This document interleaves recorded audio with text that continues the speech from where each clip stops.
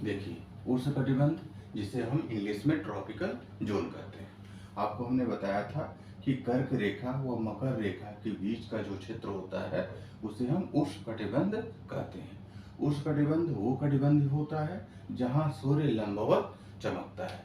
जब सूर्य लंबवत चमकेगा तो कम एरिया पे ज्यादा सूर्य की किरणें पड़ेंगी, अतः यहाँ पे गर्मी ज्यादा होगी। और जब गर्मी ज्यादा होगी तो यहाँ पे वर्षा भी ज्यादा होगा, और वर्षा जब ज्यादा होगी तो पेड़ पौधे और वनस्पतियां भी यहाँ पर ज्यादा पाई जाएंगी। और पेड़ पौधे वनस्पतियां ज्यादा पाई जाती हैं, अतः इस क्षेत्र में अधिकतर सदाबहार वन पाए जाते हैं। पूरे विश्व में सदाबहार वनों का जो क्षेत्र होता है वो उष्णकटिबंधीय क्षेत्र होता है मैक्सिमम केस में। ठीक है। अब उष्णकटिबंध में सदाबहार वन पाए जाते हैं और यहाँ पर वर्षा ज्यादा होती है, इसलिए कीड़े मकोड़े और जीव जंतु भी ज्यादा पाए जाएंगे। कटिबंधीय के बारे में हमने आपको बता दिया। अब उष्णकटिबंधीय क्षेत्र में हमने आपको बताया सदाबहार वन और घने वन पाए जाते हैं। सदाबहार वन वो वन कहलाते हैं जहाँ पर हमेशा हरे भरे पेड़ पौधे बने रहते हैं। चूंकि सदाबहार वन में जैविक विविधता ज्यादा होती है, और जैविक विविधता की वजह से कुछ पेड़ पौधे जो है यदि अपनी पत्तियां गिराते हैं तो कुछ पेड़ पौधे उस समय जो है हरे भरे रहते हैं। इसीलिए इस वन को हम सदाबहार वन कहते हैं या एवरग्रीन फॉरेस्ट कहते हैं। ठीक। अब इसमें भी देखिए उष्णकटिबंधीय के क्षेत्र में जो 0 डिग्री से 5 डिग्री नॉर्थ और 0 डिग्री से 5 डिग्री जो साउथ का क्षेत्र है, यहाँ पे रोज प्रत्येक दिन दोपहर में 3 बजे मूसलाधार वर्षा होती है। रोज प्रत्येक दिन दोपहर 3 बजे मूसलाधार वर्षा होने की वजह से इस क्षेत्र की मृदा क्या होगी, मृदा मतलब मिट्टी, मिट्टी जो है बह जाएगी, यानी मिट्टी की ऊपरी परत बह जाती है, जिसकी वजह से इस क्षेत्र में कृषि कार्य करना संभव नहीं हो पाता है।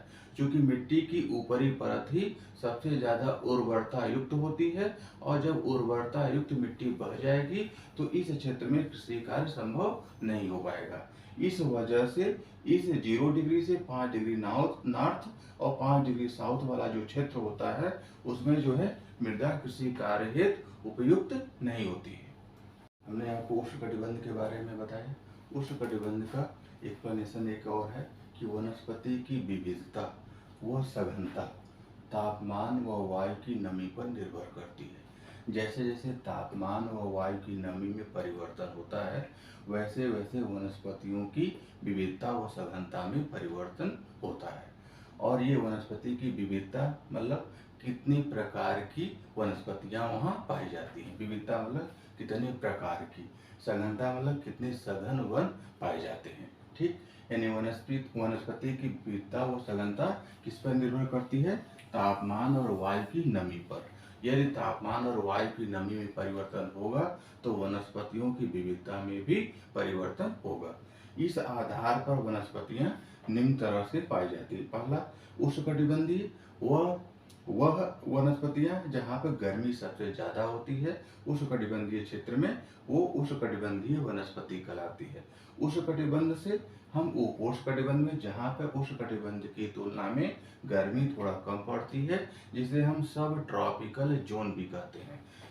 उपोष्णकटिबंध, उसके बाद उपोष्णकटिबंध से शीतोष्णकटिबंध जहाँ पर टेम्परेट जोन पाया जाता है, और टेम्परेट जोन से अल्पाइन वनस्पति जहाँ पे फ्रीडीज जोन लगभग पाया जाता है, वहाँ पे अल्पाइन वनस्पति पाई जाती है। अतः हम कह सकते हैं कि उष्णकटिबंधीय वनस्पतियां, उपोष्णकटिबंधीय वनस्पतियां, शीतोष्णकटिबंधीय वनस्पतियां और अल्पाइन वनस्पतियां पाई जाती हैं। किसके आधार पर, तापमान व वायु की नमी पर ये निर्भर करती है। आपको उष्णकटिबंधीय वनस्पति, उपोष्णकटिबंधीय वनस्पति, शीतोष्णकटिबंधीय वनस्पति और अल्पाइन वनस्पति के बारे में बताया। ये किसके ऊपर डिपेंड करता है, तापमान और वायु की नमी पे। तापमान और वायु की नमी जैसे जैसे परिवर्तित होती है उसी तरह से वनस्पतियों का प्रकार भी परिवर्तित होगा। ठीक।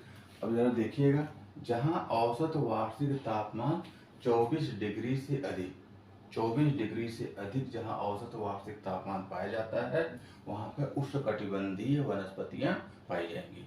जहाँ भी औसत वार्षिक तापमान 24 डिग्री या 24 डिग्री सेल्सियस से अधिक पाया जाएगा, वहाँ पर उष्णकटिबंधीय वनस्पतियाँ होती हैं। और जहाँ उष्णकटिबंधीय वनस्पतियाँ होती हैं, वहाँ पर कोई पाला नहीं पड़ता है। ठीक, ध्यान रखिएगा, उष्णकटिबंधीय वनस्पतियों में कोई पाला नहीं पड़ता है। और जहाँ औसत वार्षिक तापमान 17 डिग्री सेल्सियस से 24 डिग्री सेल्सियस के बीच में होगा, वहाँ पर उपोष्णकटिबंधीय वनस्पतियाँ पाई जाएंगी। उपोष्णकटिबंधीय वनस्पतियों में कभी कभी पाला पड़ता है। ठीक है।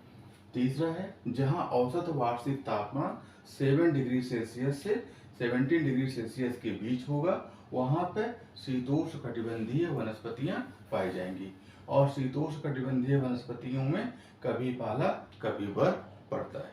ठीक, इसी तरह से जहाँ औसत वार्षिक तापमान 7 डिग्री सेल्सियस से कम, यानी 7 डिग्री सेल्सियस से कम, वहाँ पे अल्पाइन वनस्पति पाई जाएगी। और यहाँ पे अल्पाइन वनस्पतियों में बर्फ पड़ता है। ठीक है, अब समझ में आ गया।